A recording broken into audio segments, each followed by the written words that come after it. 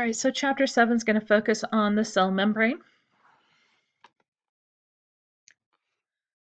Cell membranes are fluid mosaics that are made of both lipids and proteins. The plasma membrane is the gatekeeper for your cell. It's what allows materials in and what allows things to leave.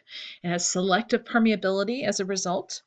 Phospholipids are the primary lipid that's found in your plasma membrane. They have amphipathic properties. They have both hydrophobic and hydrophilic regions. And the fluid mosaic model, which is the model that is thought to make up our cell membranes, is describing it as a fluid structure that has a mosaic of various proteins that are embedded throughout it. So there's your cell membrane, and you can see how the hydrophobic tails don't necessarily just line up as a straight line. And then the hydrophilic heads are going to be found on the exterior portions facing the cytosol within the cell, as well as the extracellular fluid outside of the cell membrane. So scientists were attempting to describe what the structure of the cell membrane was. Davison and Danieli came up with this idea of a sandwich model in which the phospholipid bilayer basically was the peanut butter in your sandwich, and then there were globular proteins outside of it. So the proteins were the bread in this sandwich. There were some issues with this model, especially with the membrane proteins, because they have both hydrophilic and hydrophobic regions. And so if they were just facing the exterior, they would only be facing a hydrophilic environment. Singer and Nicholson came up with the fluid mosaic model back in 1972, where only the hydrophilic regions get exposed to water. And freeze fracture studies were able to verify this. They basically split a membrane along the middle of the phospholipid bilayer. And so there you can see what the inside of the extracellular layer looks like. That would be that top portion. And you can see what the inside of the cytoplasmic layer looks like. So you can kind of see how the proteins are embedded throughout, not just on the top or on the bottom. Membranes need to stay fluid. The phospholipids actually can move. They can drift laterally, and they do quite frequently, but they can also flip-flop across the membrane. That does not happen nearly as frequently, whereas the lateral movement happens 10 to the 7th times per second, so quite often. Flip-flopping occurs maybe once a month. And so that's just showing you the structure. You saw a little bit about this back in chapter 6, where you can see the phospholipid bilayer, you can see some cholesterol molecules embedded in the bilayer, and then the different mosaic of proteins. You've got your peripheral proteins, your integrins or your integral proteins, and you've got different tags on the surface, the glycolipids that could be attached to just the phospholipid bilayer, or you could have one attached to one of the surface proteins, a glycoprotein. You can also just have carbohydrates on the surface as well. And you can see how the extracellular matrix kind of helps tie everything in together, coordinating the interactions between the cell membrane and what surrounds it, as well as on the inside of the cell membrane, you can see the cytoskeleton microfilaments that kind of help to maintain the cell structure. So why membranes are able to be fluid. When temperatures cool, the membranes will try to switch to a solid state. The temperature will depend on what types of lipids are present. If there are more unsaturated fatty acids present, just like we learned about when we were studying macromolecules, they tend to stay more fluid than those that are saturated because there's going to be less of the ability to stack. The membranes need to stay fluid to be able to work. You want to be a fluid similar to what you would see with salad oil. And cholesterol will make up part of our membranes because it does have an impact on their fluidity. When they are warmer, cholesterol keeps the phospholipids from moving around too much. And at cooler temperatures, it's able to help them stay fluid by preventing that tight packing we would see in the solid state. So unsaturated hydrocarbon tails are going to help to increase fluidity. Saturated hydrocarbon tails are going to make it a more viscous environment. And then if you have cholesterol molecules, and these are within animal cell membranes, since plants are going to have the cell wall surrounding it, those are also going to help to prevent packing as well. So your membrane does have lots of different proteins that are embedded, and the proteins are what are going to determine what that membrane is going to allow to enter and exit. You can have peripheral proteins that are bound just to the surface of your membrane, and then you can have integral proteins that will go through that hydrophobic, the lipid portion of your membrane. When they span the membrane completely, they're called transmembrane proteins. And when you happen to have one of those, the hydrophobic regions are going to be made up primarily of nonpolar amino acids that get coiled into alpha helices, and those are going to be what is seen in the interior of the integral protein. And so there's just kind of an example. Your more hydrophilic portions of your protein will be facing the extracellular side as well as the cytoplasmic side. Functions of membrane proteins. I'm actually going to talk about each of these on the next slide. Transport, enzymatic activity, signal transductions, cell-cell recognition, intracellular joining, and attaching to your extracellular matrix and cytoskeleton. So transport is one thing we're going to be spending a lot of time on in this specific chapter. We'll talk a little bit more about enzymes in chapter 8. Signal transduction will be coming our way, how we can use those proteins to act as receptors for signaling molecules. I believe that's going to be in chapter 11. Having cells be able to recognize one another. Intracellular joining, we talked a little bit about that in our last chapter with the different ways that cells can connect to each other. And then the physical attaching to your cytoskeleton and extracellular matrix. So carbohydrates, how they're able to help cells recognize one another. The cells will bind to surface molecules that often have those carbohydrates on your plasma membrane's extracellular surface. As I talked about, they can be covalently bonded to lipids or to proteins, aka forming glycolipids or glycoproteins. The carbohydrates that are present will vary, not just among individuals, but also within different species and within different cell types. So it does help cells to recognize what actually the cell is function is in that particular organism. And so here is one example of how you can use these recognition sequences to be able to prevent entry for things, as well as, unfortunately, sometimes for things to enter. We're running into that a lot right now with COVID. I'm going to talk about that a little bit more on in class. So HIV is able to infect cells that have the CCR5 on its surface, which is found in most individuals. So you've got the receptor for CD4 and then the co-receptor CCR5. If there is only CD4 present, but there is no CCR5 present, then individuals that are infected with HIV will not take that up. It will not be able to replicate itself because it's not able to enter and take over the cell's machinery. So we talked a little bit about sidedness with the Golgi apparatus in chapter 6. Synthesis and sidedness of membranes. Membranes do have specific or distinct insides and outside faces. You want those carbohydrates to join to the extracellular side of the membrane. Having them on the interior would not be very beneficial. They're not going to be able to recognize things there.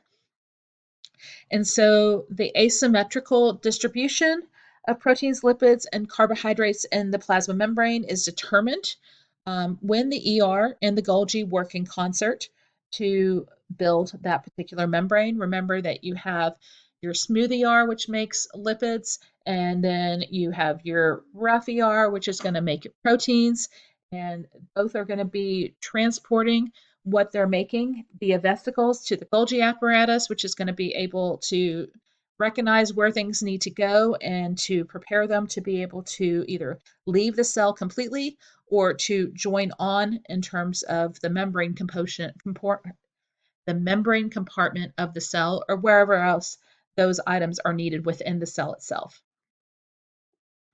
So there is a logic to that process of both proteins and lipids being synthesized within the cell. So the membrane structure does result in selective permeability. Cells need to be able to allow things to enter and allow things to leave. The plasma membranes are able to help regulate that. There are some molecules that are able to diffuse passively through the membrane, and that would be your hydrophobic substances that are pretty small. If it's polar, it's not nearly as likely to cross without assistance. You can have some water molecules move through the phospholipid membrane, but it definitely helps when there are other ways for water to get in. And one of those ways is through a transport protein. Transport proteins would allow your more polar molecules to move through the membrane. You can have channel proteins and you can have carrier proteins. Channel proteins basically are going to allow a specific molecular ion to move straight through. And there are channel proteins called aquaporins that will allow large amounts of water molecules to move into a cell if it needs it. There are other transport proteins, as I said, carrier proteins that actually help. They assist moving that protein or moving whatever it is, that polar molecule through from the extracellular fluid into the cell. They cause resultant changes in shape, which allow things to enter and exit. There are specific transport proteins for whatever substance it is that needs to move in and out of the cell. Okay, so your channel proteins, they just open the gate and everything moves in, whereas your carrier proteins, they will change shape to allow certain things to move in. But both of these occur passively. They do not require energy for these proteins to be able to allow molecules to enter the cell. So speaking of passive transport is when a substance is able to come across without requiring any energy to make that occur. Diffusion is one of those ways that we can use passive transport, where molecules basically are able to spread out into their available space. You can have diffusion occur in one direction. You can have it occur in multiple directions. When you are at a state of equilibrium, you can have molecules moving in both directions, but you will have the rate at which they are moving in be equal to the rate at which they are moving out. So there you see dye in the first example. The dye is moving in, and you're having a few move back across. And then when you reach equilibrium, roughly the same amount is moving towards the water side, while the same amount is moving in towards the side where the molecules initially were present. If you happen to have two solutes, you would see the same process occur, where you would have the diffusion occur in opposite directions until you have roughly the same amount of ions or the same rate at which the ions are moving occurring on both sides. So what allows diffusion to take place passively is that the substances that are diffusing are moving down their concentration gradient. They're moving from an area of high concentration to an area of less concentration. So since no energy is needed for this to occur as they move from an area of higher concentration to an area of less concentration, diffusion is considered to be a passive process. We can see this with water and sugar. Here in this particular example via osmosis, you see that you have greater numbers of sugar molecules on the right side of this U-tube, while you have fewer on the left side. And so as that membrane allows water to move in both directions, more water is going to move towards the side with a greater concentration of a solute, trying to reach a point where they are at equilibrium, where you have roughly the same concentration of sugar in the water molecules on both sides of that selectively permeable membrane. So we're going to talk about how cells are able to maintain balance with water and their surroundings. We're going to look at it both for animal cells, those without cell walls, and plant cells, those with cell walls. Tonicity is whether a surrounding solution is able to make a cell take in water or to have a cell give up water for it to gain or lose it.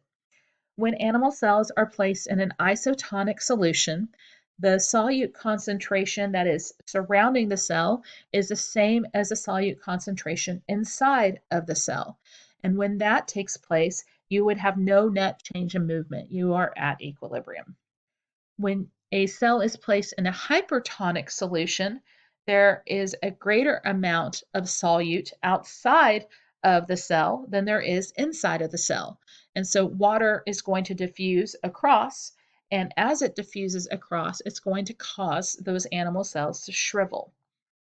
In a hypotonic environment, you have a solute concentration inside of the cell that is you have a solute concentration outside of the cell that is less than that inside of the cell. And so water moves into the cells to try to balance that out. And when that occurs, your cells are going to get larger and larger until they will eventually lyse and burst. It's a little bit different with plant cells because they have a cell wall.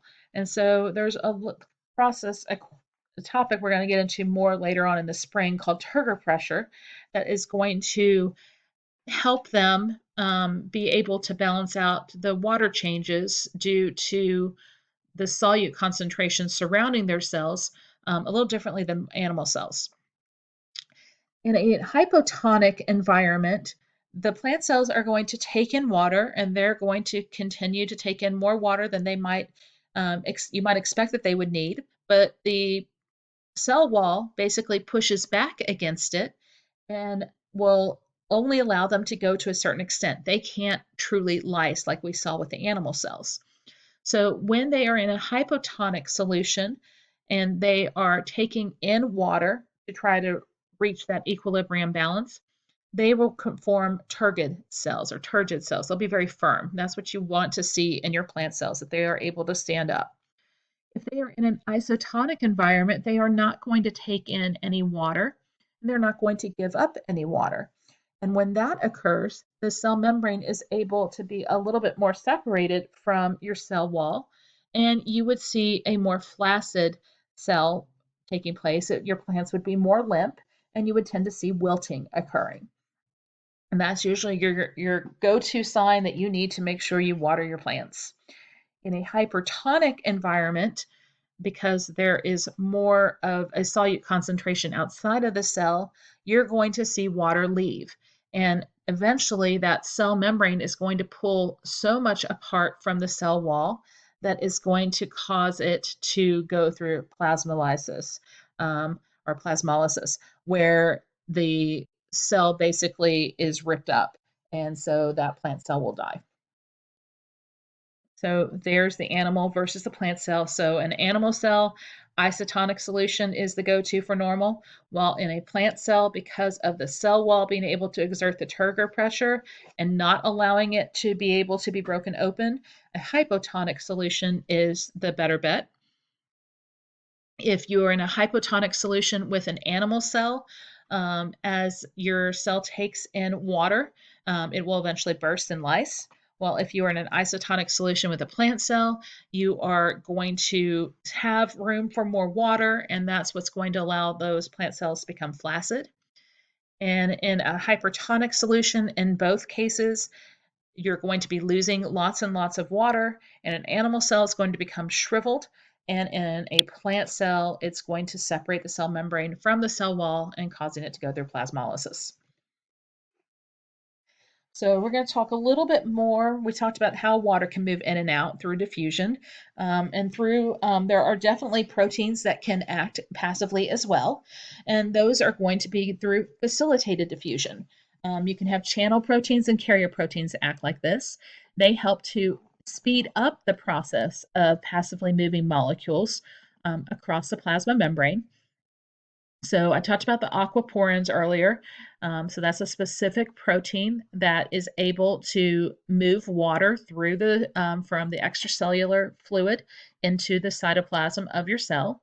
And you can also have carrier proteins, which will pick up ions or polar molecules, change shape, and allow them entry into the cell.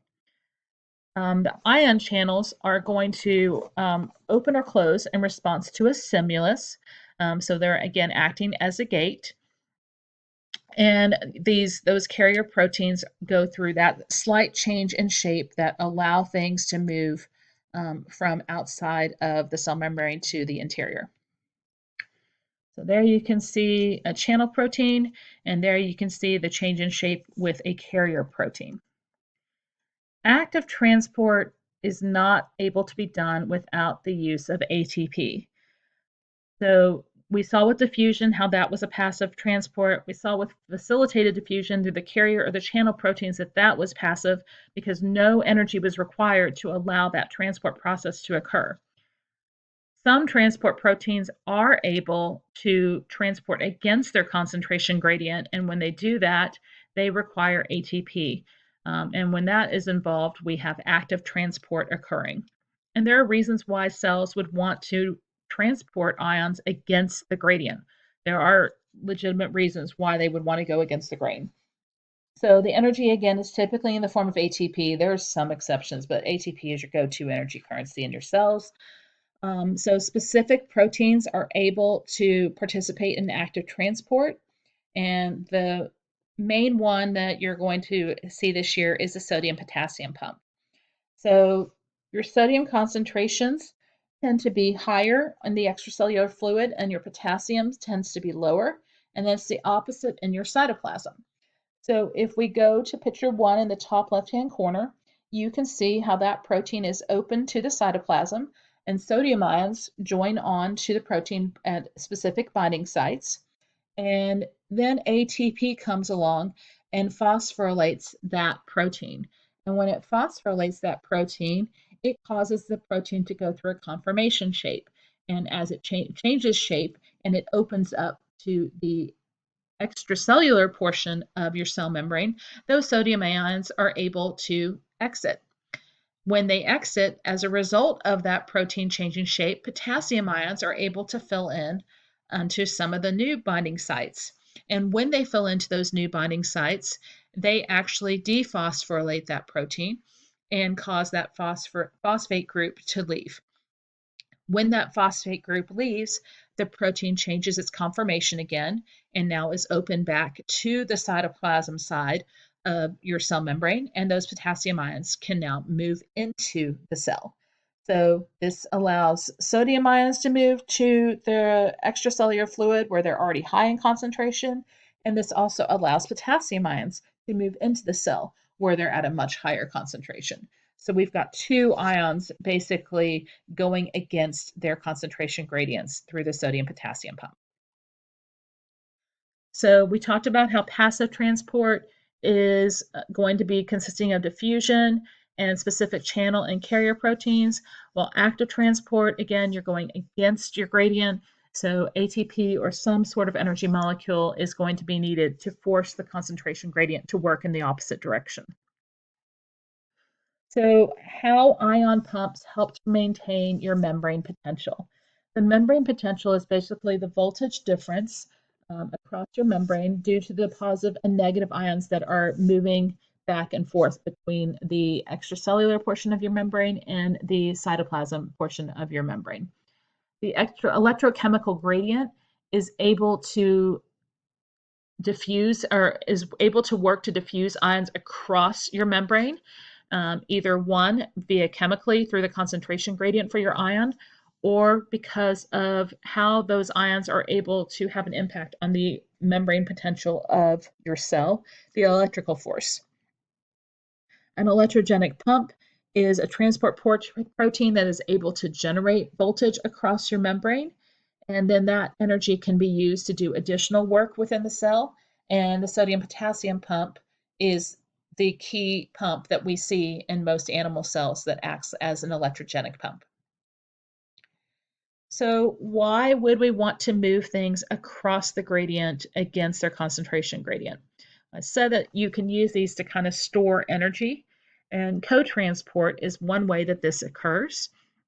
So here we have a proton pump, which is allowing hydrogen ions to leave the cytoplasm to move to the extracellular fluid. And when they leave, those hydrogen ions are able to help to change the shape of the cotransporter sucrose channel protein. And when they join on along with sucrose, they help to move sucrose molecules into your cell, which we know is kind of important since that's going to help to provide a source of energy for your cells. So bulk transport across the membrane, because what we've been talking about are pretty small amounts of things moving in and out, with the exception of the aquaporins. There are definitely going to be times when you're going to want larger amounts of materials to both exit and enter the cell. And they can obviously still do it through the lipid bilayer or through your transport proteins. But if you have larger molecules, we typically tend to see it in the form of vesicles. And those vesicles, the bulk transport forms, are going to require energy. So examples of larger molecules would be macromolecules, your polysaccharides, and your proteins. So exocytosis is when you have a transport molecule that moves towards the membrane. It will join on with the membrane, it fuses to it, and then it is able to release what is inside its contents. And this is what many of your secretory cells will do to export their products back out of the cell across the cell membrane so they can go to their desired location within that particular organism. In endocytosis, the cell takes in macromolecules by making vesicles that then will join with the plasma membrane. Actually, I take that back. It's when the cell takes in macromolecules by forming vesicles from its plasma membrane. So it is the reverse, but a little bit different, because with the exocytosis, the membrane is already there as part of the vesicle. In endocytosis, the vesicle gets formed from the actual cell membrane. You can have phagocytosis occur, pinocytosis, and receptor-mediated endocytosis. Phagocytosis is when a cell takes in something, engulfs a vacuole, some sort of food material that can then infuse with a lysosome to digest it and allow the cell to use its contents. Pinocytosis is when a cell takes in molecules by taking in some of that extracellular fluid that gets gulped in.